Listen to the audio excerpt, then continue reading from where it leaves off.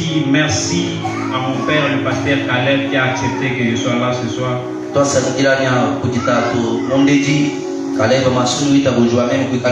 Merci aussi à l'église Parole Éternelle Samy qui a accepté de nous accueillir avec joie.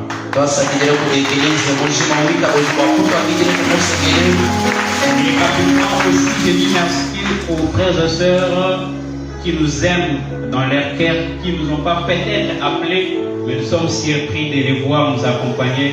Que notre Dieu vous bénisse.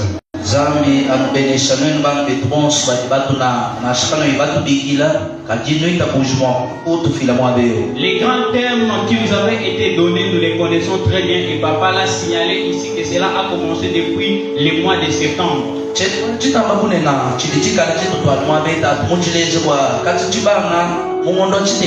J'ai à peu près 25 minutes, je ferai l'effort de respecter mon temps.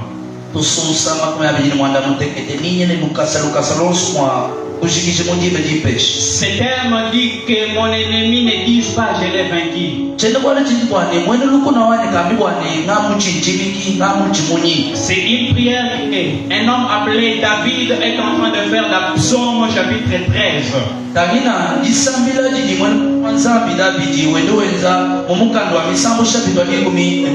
C'est pourquoi rapidement j'aimerais que nous puissions lire le Psaume chapitre 13, les 6 versets.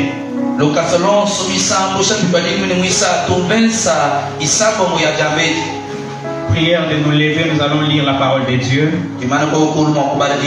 Je vais lire rapidement et vite celle aussi. La Bible dit au chef des chambres, psaume de David. Jusqu'à quand éternel m'oublieras-tu sans cesse? Jusqu'à quand me cacheras-tu ta face?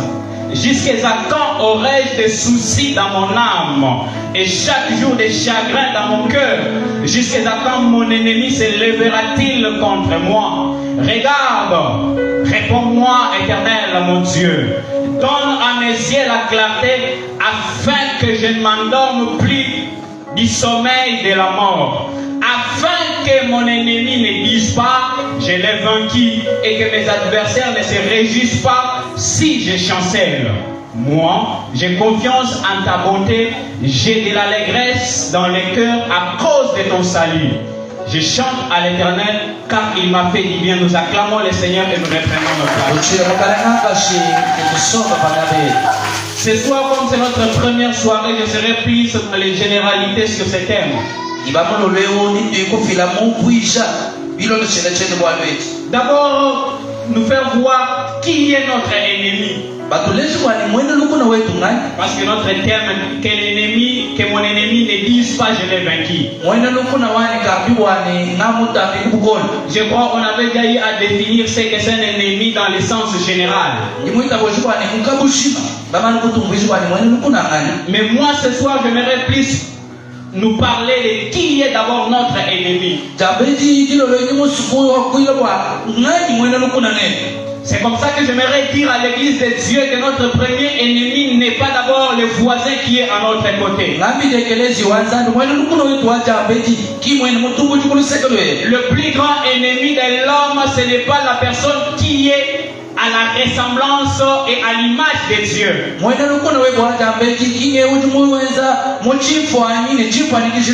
Le plus grand ennemi de l'homme n'est pas mon oncle qui est au village qui est en train de féticher pour que moi j'échoue.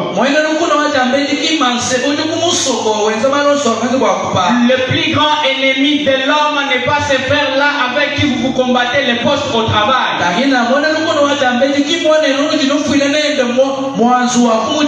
Le tout premier ennemi de l'homme est spirituel.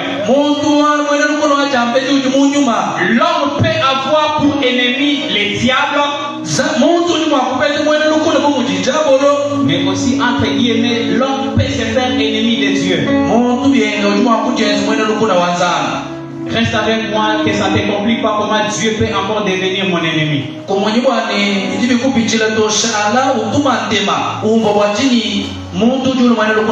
Les plus grands ennemis de l'homme ne sont pas physiques.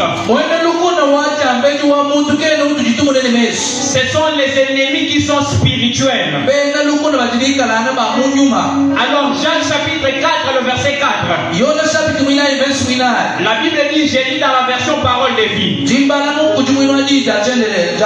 Vous trompez Dieu. Vous ne savez pas donc ceci. Aimer Dieu, aimer le monde, c'est détester Dieu. C'est lui qui veut être l'ami du monde devient ennemi de Dieu. C'est-à-dire le tout premier ennemi de l'homme, c'est Dieu. Si cet homme-là, ce n'est pas Dieu qui dit qu'il est mon ennemi. Si il commence à aimer le monde, ou si il commence à se conformer au siècle présent, lui-même commence à se faire ennemi de Dieu.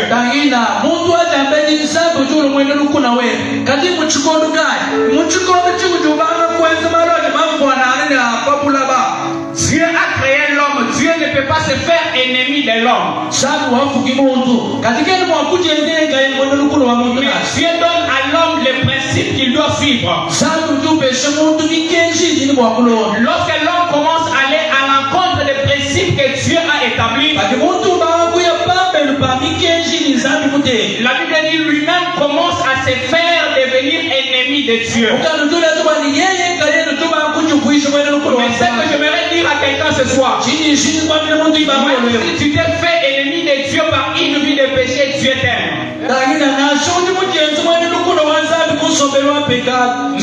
Même si tu t'es fait ennemi de Dieu par une vie qui ne plaît pas à Dieu, le cœur de Dieu t'aime encore. Lorsque tu vas revenir vers lui, il ne va pas te chasser.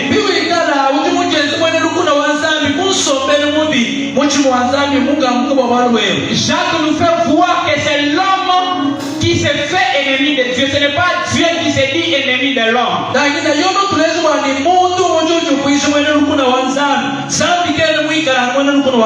Lorsque tu commences à te conformer au siècle présent, tu te fais ennemi de Dieu.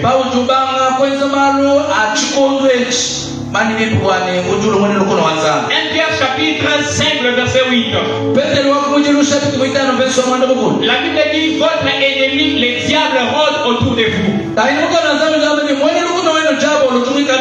Là, on nous présente encore un autre ennemi de l'homme. L'autre ennemi de l'homme, c'est le diable. Le diable s'est fait ennemi de l'homme lorsque l'homme décide de donner sa vie à Dieu. Dès lors tu commences une relation sérieuse avec Dieu, le diable se fâche et il devient ton ennemi. Yes.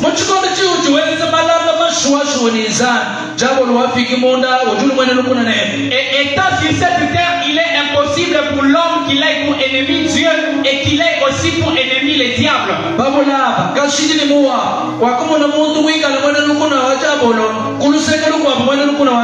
Soit je me conforme au siècle présent, je suis ami du monde, je suis ami du diable et je me fais ennemi de Dieu. Soit j'aime Dieu, je crains Dieu et le diable est jaloux de moi, il commence à me combattre.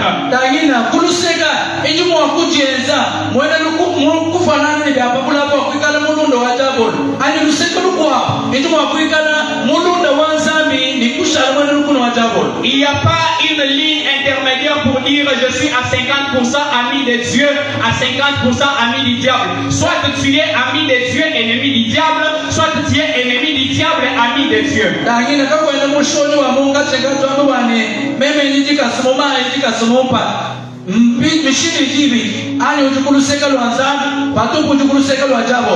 Et comme nous avons dit, ces deux royaumes, ce sont les royaumes spirituels. Ils travaillent si souvent avec les hommes. C'est comme ça que Dieu, pour parler au peuple, il choisit un homme pour qu'il puisse prendre les ainsi dit l'Éternel et les apporter au peuple.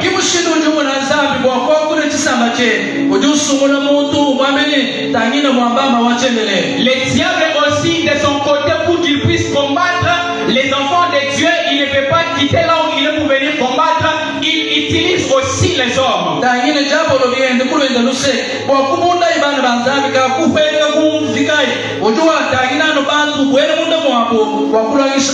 C'est comme ça qu'il équipe maintenant les hommes pour venir nous combattre.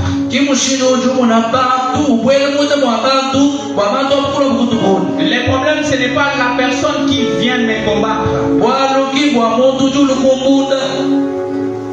mais c'est l'esprit qui est en lui qui le pousse de me combattre. Maintenant, ce qui est important, c'est de prier. Lorsque Jésus a dit de prier pour ses ennemis, de prier pour nos ennemis, c'est prier pour que cet esprit-là sorte et que la personne rentre dans sa conscience normale.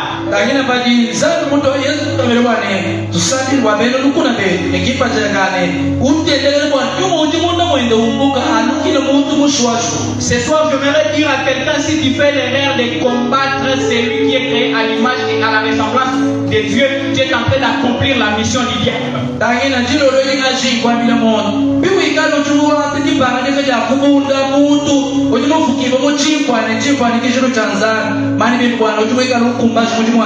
Ne faisons pas cette erreur, Église de Dieu, de combattre nos prochains. Que le diable ne mette pas en nous l'esprit de jalousie pour commencer à jalouser ceux qui vont et arriver à les empoisonner.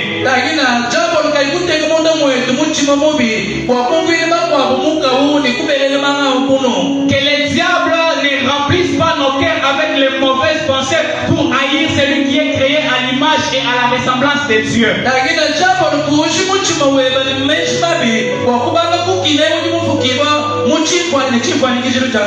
Et lorsque nous sommes sur la terre et que nous sommes enfants de Dieu, les diables avec ses acolytes, il commence à chercher les personnes qui sont avec lui. Il les équipe pour venir nous combattre. Mais en fait, ce n'est pas eux qui nous combattent. C'est l'esprit du diable amené qui vient pour nous combattre.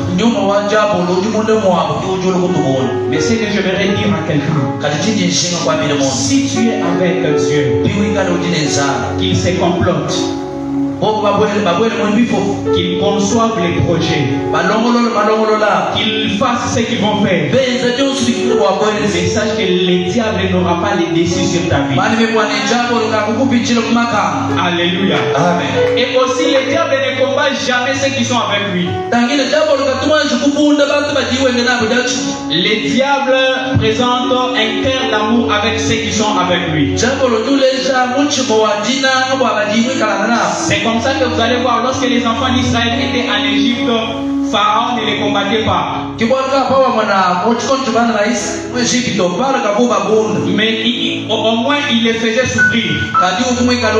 C'est ce que fait aussi les diables.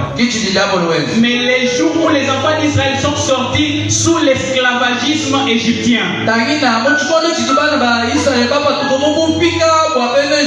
dans Exode chapitre 14, c'est là qu'on présente maintenant Pharaon en train de poursuivre les enfants d'Israël. Il se dit, ce peuple était avec moi.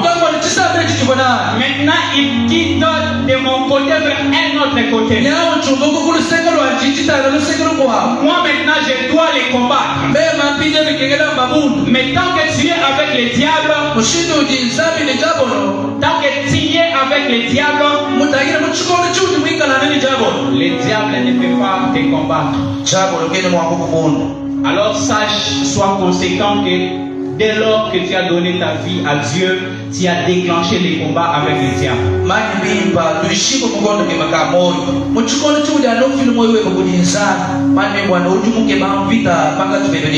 Et dans le psaume 5 et dans le psaume 13 où nous avons lu, au verset 5, c'est David qui est en train de prier. Il dit à Dieu,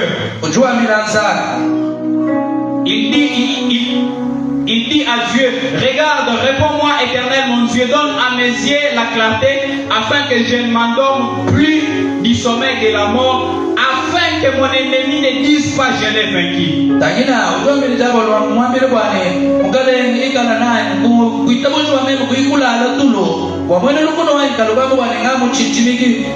Il dit à Dieu, si tu me laisses et que je meurs, mon ennemi dira que je l'ai vaincu.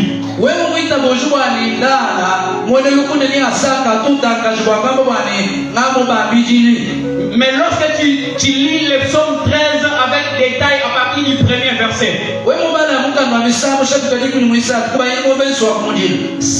4 fois il se pose la question jusqu'à quand. 4 fois David s'est vu oublié par Dieu. David a vu Dieu cacher sa face. David a Dieu lui laisser vivre avec les soucis et les chagrins. Et David a vu Dieu permettre à son ennemi de se lever au-dessus de lui.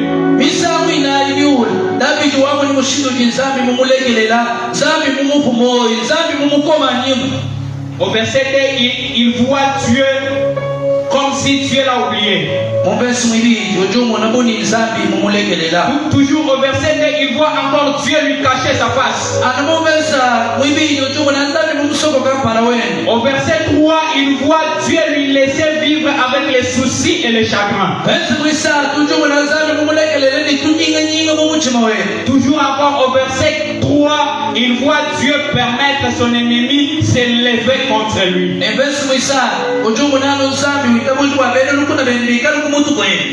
C'est comme ça il demande à Dieu, Seigneur, mais jusqu'à quand? Peut-être c'est comme toi aussi. Tu étais en train de chercher quelque chose, tu l'as beaucoup cherché, tu ne la retrouves pas et tu dis à Dieu, Seigneur, jusqu'à quand je vais demeurer dans cet état?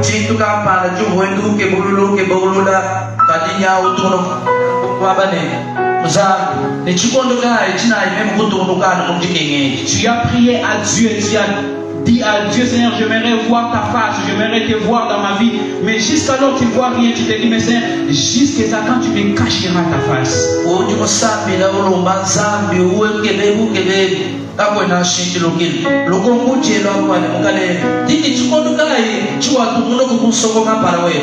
David s'est vu coincé par les temps et les circonstances. Il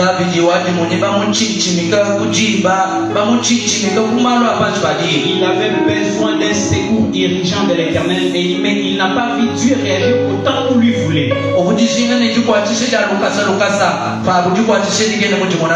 J'aimerais dire à quelqu'un ce soir, certes, nous devons prier, mais Dieu accomplira dans son temps. Ce qui est bien, c'est lorsque la prière rencontre les temps de Dieu, ça déclenche directement quelque chose. Mais si ça tarde, ne dis pas Dieu t'a oublié, ne dis pas Dieu t'a caché sa face.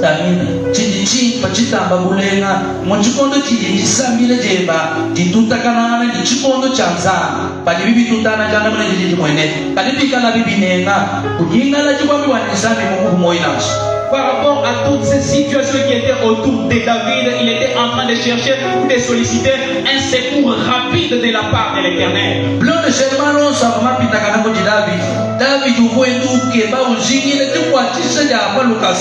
Et il désire ce secours rapide pour éviter à des désastres.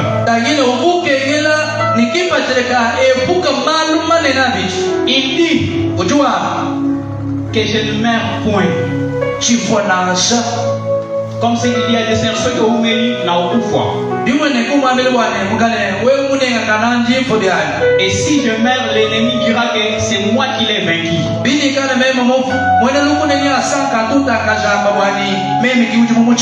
Mais j'aime le verset 6. La Bible dit, David dit, moi j'ai confiance en ta bonté.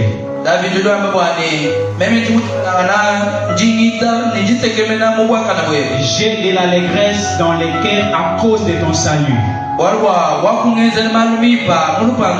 Je chante à l'Éternel car il m'a fait du bien.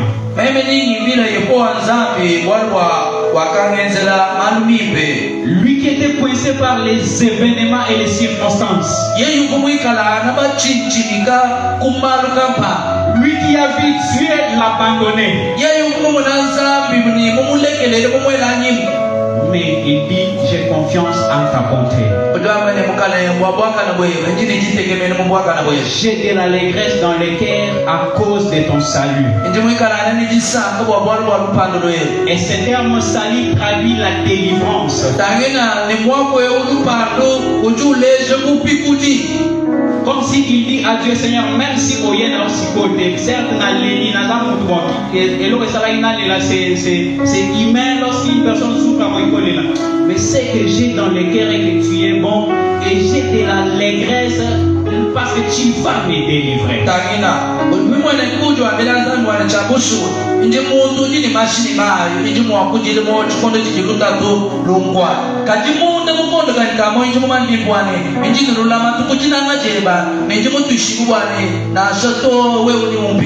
C'est comme dit Philippiens chapitre 4 verset 6 à 7. Il dit, ne vous inquiétez de rien, mais en toute chose faites connaître vos besoins à Dieu par des prières et des supplications avec des actions de grâce. Le verset 7 dit, et la paix de Dieu qui surpasse toute intelligence humaine gardera vos cœurs et vos pensées en Jésus-Christ. La première réponse que Dieu donne à l'homme lorsque l'homme prie, c'est d'abord la paix. C'est comme ça que lorsque Dieu a donné à David la paix, lui qui dans les 5 premiers versets il a pleuré, mais dans le 6e verset il dit même, je vais chanter un cantique à l'Éternel parce qu'il m'a délivré.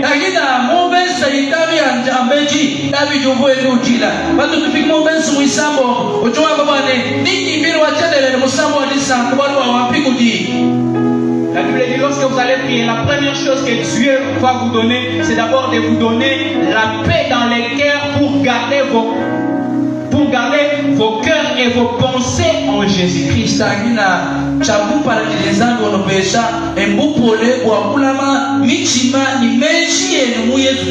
Si Dieu met en toi sa paix, tu peux être dans la souffrance mais vivre aisément que celui qui a beaucoup.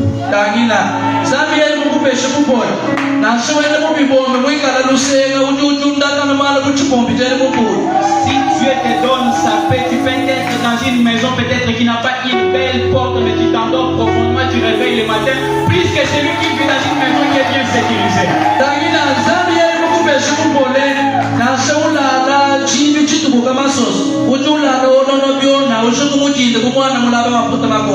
La paix de Dieu garde nos cœurs et nos pensées en Jésus-Christ.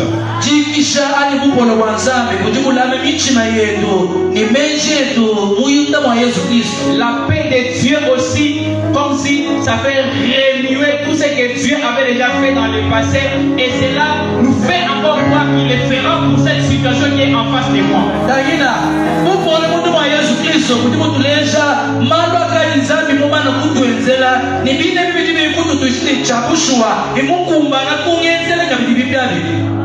C'est même David qui avait pleuré. C'est pas après beaucoup de temps, c'est dans un même psaume, il écrit et il conclut avec une pensée de la paix.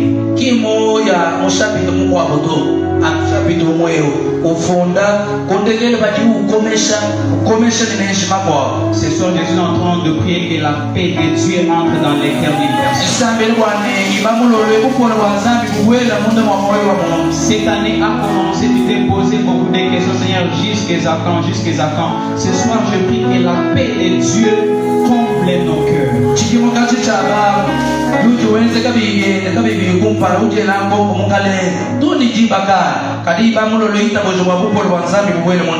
Même si c'est que tu t'attendais recevoir de Dieu cette année, tu n'as pas encore reçu, reçois la paix de Dieu.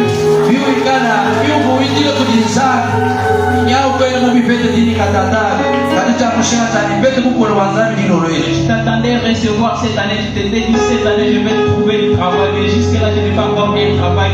Je prie que la paix de Dieu remplisse ton cœur.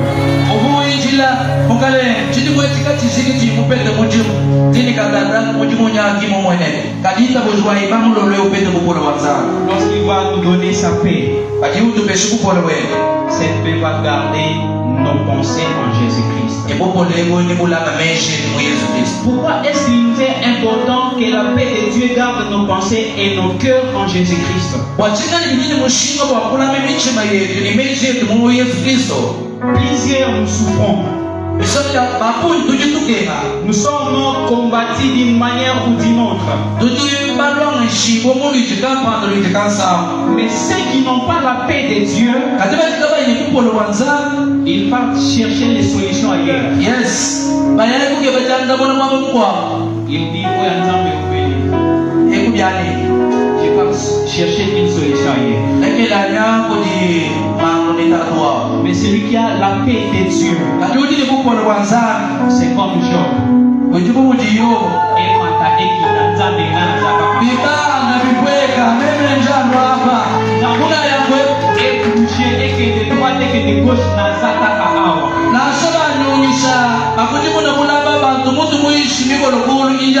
Habakkuk chapitre 2 nous dit de rester à notre poste.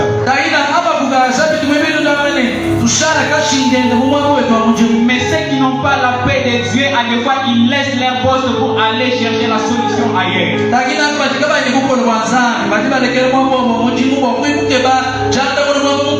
Église, aide-moi à te faire réfléchir un peu seulement. On te dit cette maladie-là vient du monde des ténèbres. Toi encore, c'est dans le monde des ténèbres que tu vas chercher une solution. C'est la même personne qui t'a fait du mal. Et chez la même personne encore que tu pars chercher une solution. Et si et d'ailleurs, si tu rentres vers lui, il va encore empirer la situation. Parce que là, il t'avait lancé cette maladie de loin. Maintenant que tu es sous son pouvoir, qu'est-ce qu'il fait? Que la paix de Dieu te maintienne dans la présence de Dieu. Yes. Alors rapidement, je vais finir. Ce soir, j'aimerais aussi dire à l'église que le silence de Dieu, le calme de Dieu ne traduit pas que Dieu nous a tourné les dos.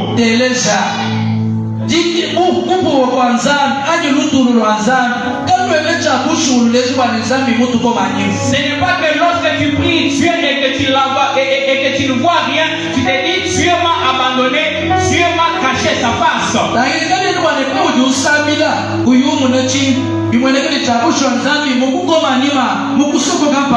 Le silence de Dieu ne dit pas que Dieu t'a délaissé.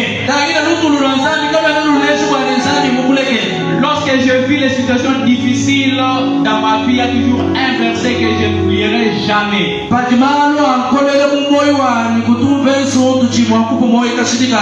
Josué chapitre 1, le verset 5. Lorsque Dieu envoie Josué, lui qui devait remplacer Moïse, il donne certaines promesses à Josué. Il lui dit, nul ne tiendra devant toi. Cela ne veut pas dire que tous ceux qui seront en face de toi, ils vont fêter. Mais ceux qui aillent et que Dieu a commis, il va se fléchir devant toi.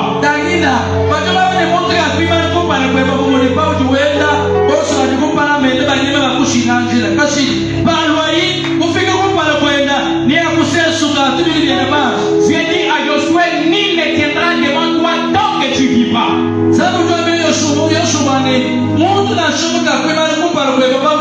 C'est une assurance que j'aimerais donner à quelqu'un. Même si tu pries Dieu et que tu vois son silence, sache que nul ne tiendra devant toi tant que tu vivras.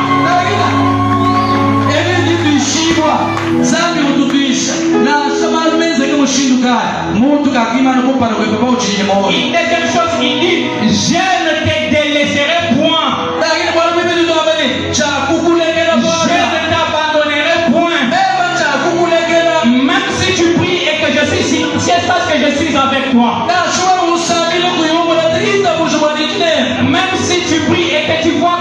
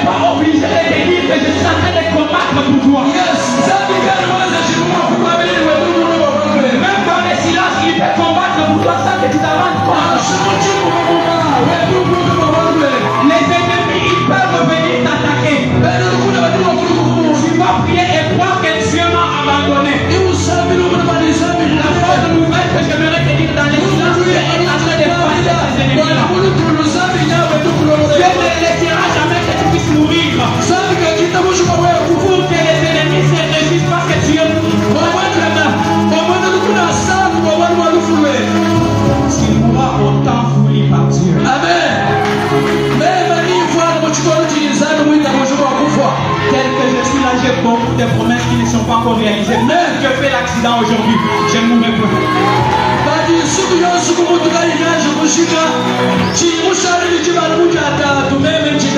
Ce soir, j'aimerais dire à quelqu'un, même si Dieu a fermé sa bouche, il te dit, Dieu est silencieux, mais ses promesses sont toujours sur toi. Que Dieu bénisse sa parole. Est-ce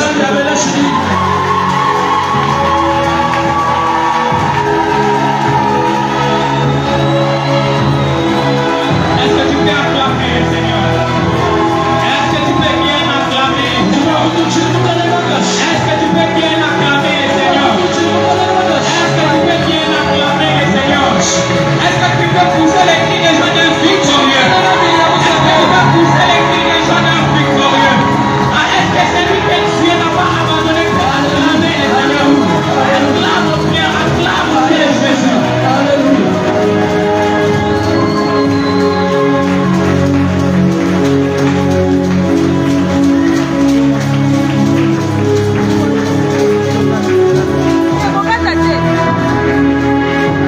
Ce soir, j'aimerais que tu puisses déjà commencer à élever ta voix et parler un peu.